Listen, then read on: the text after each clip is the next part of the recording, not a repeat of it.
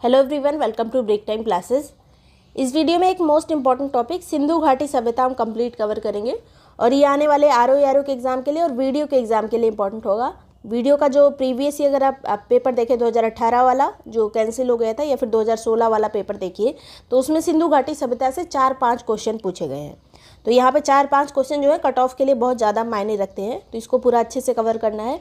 तो चलिए शुरू करेंगे। वीडियो री एग्ज़ाम या फिर आरओ का ग्रुप ज्वाइन करने के लिए जो नंबर दिया है इस पर व्हाट्सएप करके ग्रुप की डिटेल्स ले सकते हैं, जिसमें सभी हैंड नोट्स वगैरह जो टेस्ट वगैरह है क्विज़ हैं सब आपको उसी में मिल जाएंगे। तो चाहे तो पेड ग्रुप ज्वाइन कर सकते हैं। चलिए शुरू करेंगे।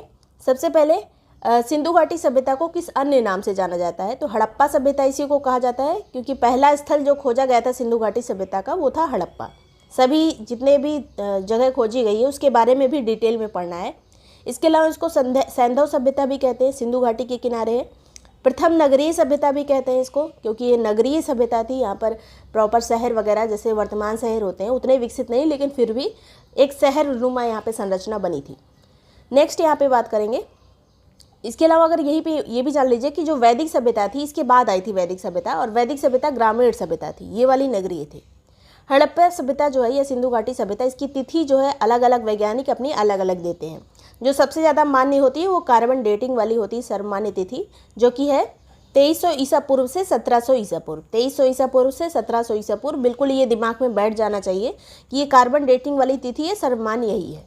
विकास की इसकी पराकाष्ठा थी कब थी, मतलब जो सिंधु घाटी सभ्यता थी वो अपने चरम स्थिति पर कब थी?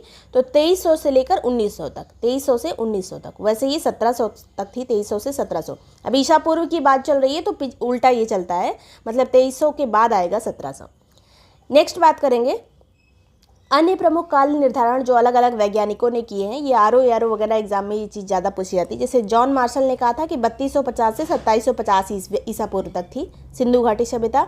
अर्नेस्ट मैके ने कहा था कि 2800 से 2500 ईसा पूर्व तक थी।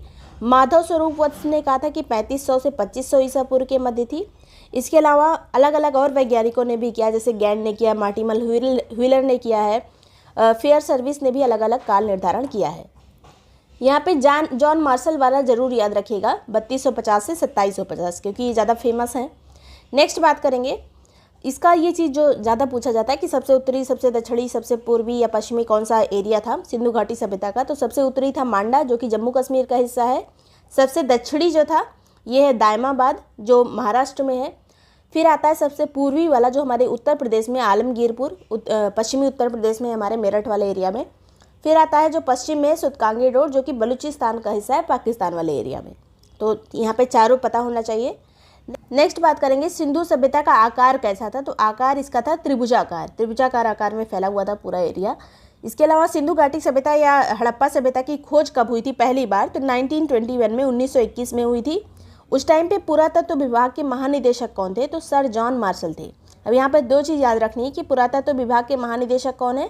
सर जॉन मार्शल ने। और खोज किसने की थी हड़प्पा सभ्यता की पहली बार जो स्थल खोजा गया था उसकी दयाराम साहनी ने 1921 में खोज की थी। नेक्स्ट यहाँ पे बात करेंगे अप्रमुख स्थान। पहले हमें हड़प्पा ही पढ़ना है सबसे पहले, जिसकी खोज दयाराम साहनी ने की थी 1921 में। कहाँ पे की थी? तो पंजाब वाले एरिया में, ये पाकिस्तान वाले पंजाब में की थी। किस नदी के किनारे? तो रावी नदी के किनारे। रावी जो है वो सिंधु की सहायक नदी है, तो यहीं पर खोज की थी, पहला जो स्थल खोजा गया था।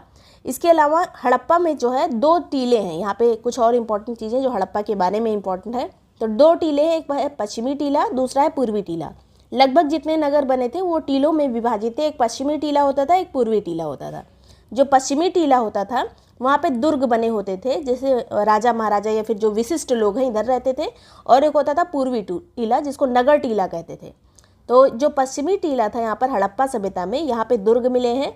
इसके अलावा ये जो पश्चिमी वाला टीला हड़प्पा सभ्यता का, इसको माउंट एबी नाम दिया गया है। तो इस तरह से पूछा जा सकता है कि माउंट एबी कहाँ पर है? तो ये हड़प्पा सभ्यता में जो हड़प्पा स्थल है, हड़प्पा स्थल से प्राप्त हुआ है ये माउंट एबी, और ये पश्चिमी टीले को कहा जाता है। और ये जो है माउंट एबी किसने कहा था इसको? तो मार्टिमर व्हीलर ने कहा था, मार्टिमर व्हीलर ने। तो ये इतनी चीज़ें हड़प्पा के बारे में जो उसके स्थल के बारे में है। इसके अलावा हड़प्पा जो है इसको अर्ध औद्योगिक नगर भी कहा गया है। इसको अर्ध औद्योगिक नगर किसने कहा है? तो स्टुअर्ट पिगट ने। ये नाम जो बोले जा रहे हैं, जैसे मार्टिमल व्हीलर ने इसको माउंट एबी नाम दिया है। इसके अलावा अर्ध औद्योगिक नगर हड़प्पा को किसने कहा है? स्टुअर्ट पिगट ने। इसके अलावा हड़प्पा से जो जो अवशेष प्राप्त हुए यहाँ पे देख लेते हैं। पहला तो यहाँ से कब्रिस्तान प्राप्त हुआ है, एक समाधि प्राप्त हुई है 837, ये यहाँ पे जो नंबर लिखा है इंपॉर्टेंट है, 837 समाधि कहाँ से मिली है तो हड़प्पा से। बर्तन पर मछुआरों के चित्र मिले हैं, शंख का बना हुआ बैल मिला है, स्त्री के गर्भ से निकला हुआ पौधा मिला है यहाँ से हड़प्पा से। इसके अलावा अन्नागार मिला है, स्वास्तिक और चक्र मिला है, सीपी का पैमाना मिला है, ईंटों का बना वक्राकार चबूतरा मिला है। यहाँ पर कुछ चीज़ें जो सबसे ज़्यादा इंपॉर्टेंट है वो है यहाँ पर समाधि, इसके अलावा स्त्री के गर्भ से निकला हुआ पौधा, ये चीज़ें ज़्यादा पूछी जाती हैं। एक चीज़ और, यहाँ पे हड़प्पा से अन्नागार तो मिले हैं, कई अन्नागार यहाँ से मिले हैं, लेकिन जो सबसे बड़ा अन्नागार है वो मोहनजोदड़ो से मिला है, जो भी हम आगे बढ़ रहे हैं। मोहनजोदड़ो का शाब्दिक अर्थ क्या है तो इसका अर्थ है मृतकों का टीला। ये क्वेश्चन पूछा जा चुका है पहले भी वीडियो के एग्जाम में। खोज किसने की थी तो खोज की थी राखालदास बनर्जी ने 1922 में, 1922 में। और ये भी जो पाकिस्तान में स्थित है, हड़प्पा भी पाकिस्तान का हिस्सा था, पंजाब वाले एरिया में, और ये जो है लरकाना ज़िला में है, सिंध प्रांत में, पाकिस्तान में। और इसकी किस नदी के किनारे स्थित है तो सिंधु नदी के किनारे है। हड़प्पा जो था वो रावी नदी के किनारे था, मोहनजोदड़ो सिंधु के किनारे है। अब मोहनजोदड़ो से क्या क्या प्रमुख चीज़ें मिली हैं तो सबसे पहले तो बृहद स्नानागार मिला है, बड़ा स्नानागार। इसके अलावा विशाल अन्नागार मिला है, जो एक हड़प्पा सभ्यता की सबसे बड़ी इमारत समझी जाती है अन्नागार, विशाल अन्नागार, ये मोहनजोदड़ो से ही मिला है। कांसे की नर्तकी मिली है यहाँ से, मातृ देवी की मूर्ति मिली है। देखिए मातृ देवी की मूर्ति यहाँ से भी मिली है, और हड़प्पा से जो स्त्री के गर्भ से निकलता हुआ जो पौधा था उसको भी मातृ देवी का दर्जा दिया गया है। तो इससे अंदाज़ा लगाया जा सकता है कि सिंधु घाटी सभ्यता के लोग मातृ देवी की पूजा करते थे। इसके अलावा यहाँ से मोहनजोदड़ो से योगी की मूर्ति मिली है। इसके अलावा मुद्रा पर अंकित पशुपति की मूर्ति मिली है, मतलब पशुपति का अंकन किया गया है मुद्राओं पर, तो पशुपति की पूजा इस टाइम पे की जाती थी। सूती वस्त्र यहाँ से मिले हैं, गीली मिट्टी के दिए मिले हैं, मिट्टी की तराजू मिली है, और सबसे बड़ी ईंट भी मोहनजोदड़ो से मिली है। तो 2-4 चीज़ें जो याद रखनी है, विशाल अन्नागार और यहाँ पे बृहद स्नानागार, कांसे की नर्तकी, मातृ देवी की मूर्ति, योगी, और इसके अलावा पशुपति, मुद्रा पर अंकित पशुपति, सूती कपड़ा वगैरह याद रखिएगा, ये चीज़ें, मिट्टी की तराजू, तो ये चीज़ें याद रखिएगा, पूछ लिया जाता है। इनमें से मिलान करिए या फिर कौन सा युग्म सुमेलित नहीं है, इस तरह से। नेक्स्ट यहाँ पे चंदूदड़ो की बात करेंगे तो ये एकमात्र जगह है जहाँ पर दुर्ग की प्राप्ति नहीं हुई है। देखिए अभी हमने देखा था कि लगभग जितने भी स्थल हैं सब में 2 एरिया होता था, एक पश्चिमी टीला, एक पूर्वी टीला, और ये दुर्गीकृत होता था। ये जो पश्चिमी वाला एरिया होता था ये दुर्गीकृत होता था, लेकिन चंदूदड़ो में दुर्ग का मतलब साक्ष्य प्राप्त नहीं हुआ है। तो ये इसकी खोज की थी 1934 में एन गोपाल मजूमदार ने। और यहाँ पर 2 चीज़ याद रखनी है कि इसके खोजकर्ता अलग थे, गोपाल मजूमदार थे, लेकिन उत्खननकर्ता कौन थे तो अर्नेस्ट मैके थे। दोनों अलग अलग क्वेश्चन पूछा जाता है कि चंदूदड़ो के उत्खननकर्ता कौन थे, अर्नेस्ट मैके।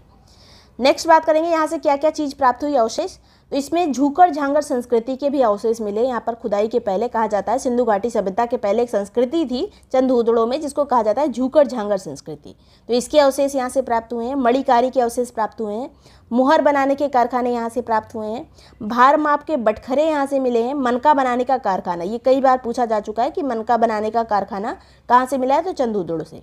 अलंकृत हाथी मिला है यहाँ से, खिलौना मिला है, बिल्ली के पीछे कुत्ते का पदचिन्ह मिला है, मतलब बिल्ली का पीछा करते हुए कुत्ते का अवशेष मिला है यहाँ पर। लिपस्टिक प्राप्त हुई यहाँ से, ये चीज़ इंपॉर्टेंट है, लिपस्टिक का अवशेष कहाँ से मिला है चंदूदड़ो से। वक्राकार ईंटें, तो यहाँ पे वक्राकार ईंटें ये पूछा जा चुका है पहले, वक्राकार ईंटें, लिपस्टिक, मनका बनाने का कारखाना, झूकर झांगर संस्कृति के अवशेष, ये सभी चीज़ें चंदूदड़ो से प्राप्त हुई हैं। अगले यहाँ पर लोथल की बात करें तो लोथल जो है ये इसकी खोज की गई थी 1955 में, और खोज करता थे SR राव। किस नदी के किनारे, तो भोगवा नदी के किनारे है।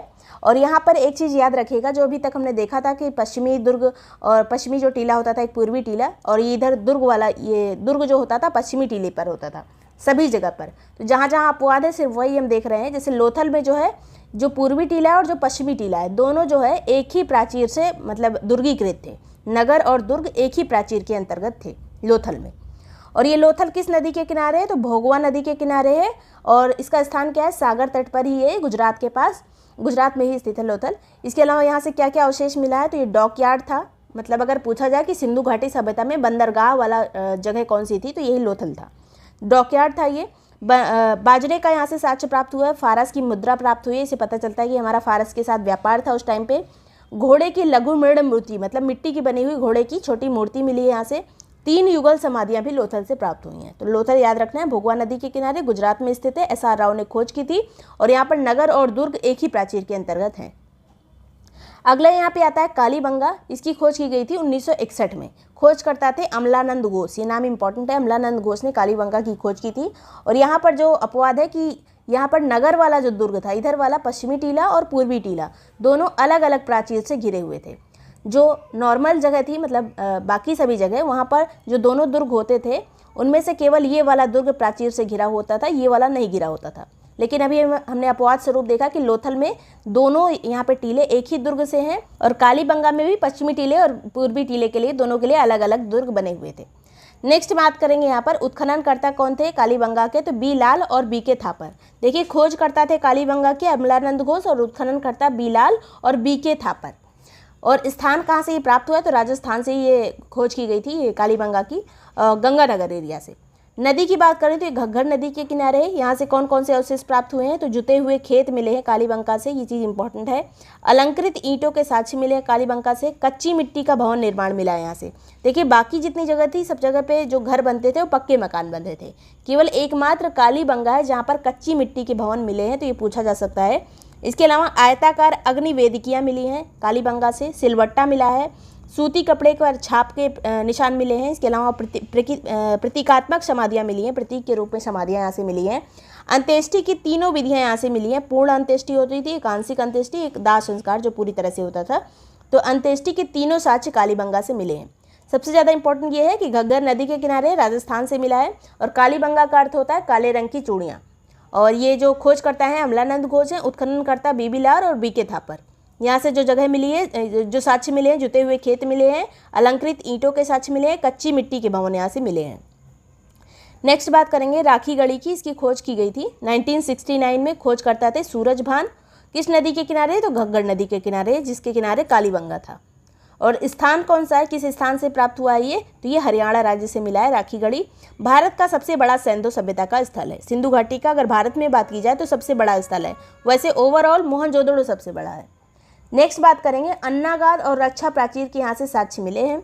और ज़्यादा चीज़ें इसके बारे में इंपॉर्टेंट नहीं, बस राखी गढ़ी के बारे में पूछा जाता है। किस राज्य में है, हरियाणा में। किस नदी के किनारे, घग्गर नदी के किनारे। खोजकर्ता कौन थे, तो सूरजभान थे। नेक्स्ट बात करेंगे बनावली की। तो बनावली की खोज की गई थी 1973 में। खोज करता थे RS बिस्ट। खोजकर्ता RS बिस्ट। और बनावली भी कहाँ पे है, हरियाणा में। राखी गढ़ी भी हरियाणा में, बनावली भी हरियाणा में। और यहाँ से बनावली से जो है, यहाँ पे सब जगह जितने भी स्थल हैं सिंधु घाटी सभ्यता के, सब जगह जल निकास की प्रणाली बहुत अच्छी थी। लेकिन बनावली में जल निकास प्रणाली का अभाव था। यहाँ से हल की आकृति मिली है, ये क्वेश्चन पूछा जा चुका है। हल की आकृति कहाँ से मिली है, बनावली से। जौ के साक्ष्य मिले हैं। तांबे के बाणाग्र मिले हैं, जो बाण के आगे लगाया जाता है, तांबे के इसके साक्ष्य मिले हैं, तो ये इंपॉर्टेंट है। फिर आता है धौलावीरा। धौलावीरा से क्वेश्चन पहले भी पूछे जा चुके हैं। 1967 में इसकी खोज हुई थी, ये चीज़ इंपॉर्टेंट नहीं है। खोजकर्ता कौन थे, तो JP जोशी थे। खोजकर्ता धौलावीरा के JP जोशी थे। कौन सा स्थान है, तो कच्छ वाले एरिया में स्थित है, ये गुजरात में। धौलावीरा गुजरात में स्थित है। इसके अलावा और कौन सा गुजरात में था, तो लोथल, अभी हमने देखा था, लोथल भी गुजरात में था। यहाँ से और क्या अवशेष मिले हैं, तो यहाँ पे नगर जो है 3 भाग में विभाजित था। वैसे सब जगह जो है 2 भाग में 2 टीले होते थे, 2 एरिया बनाए जाते थे, लेकिन यहाँ पर जो है धौलावीरा में 3 भाग में नगर विभाजित था। यहाँ से स्टेडियम के साक्ष्य मिले हैं।